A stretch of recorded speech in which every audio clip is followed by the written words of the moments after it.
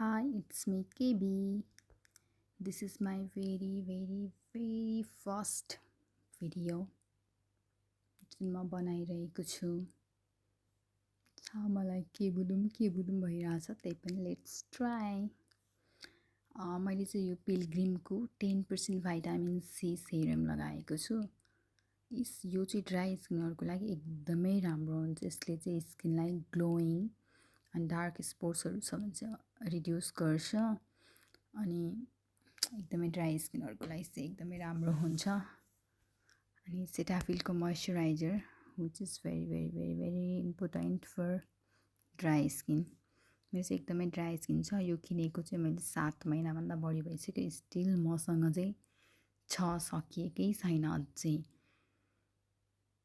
यसले पनि स्किनलाई एकदमै राम्रो बनाउँछ। यो चाहिँ ड्राई टु नर्मल स्किनहरुसम्मको लागि युज गर्न मिल्छ। मेरो चाहिँ स्किन एकदमै ड्राई छ कि, त्यही भएर म चाहिँ सेटाफिलको मोइस्चराइजर युज गर्छु।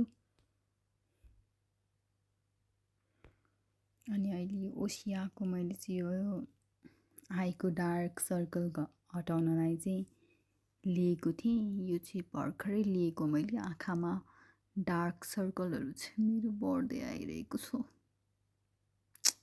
आई डोन्ट नो कसरी हटाउने हो भनेर। भ्यासलिन मेरो एकदमै फेभरेट। जाडो महिनामा त झन् एकदमै बेस्ट। यो चाहिँ आँखाको आइल्यासेस अनि आइब्रोमा पनि लगाउँछु म।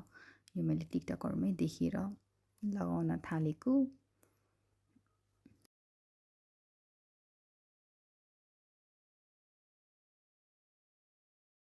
Thank you.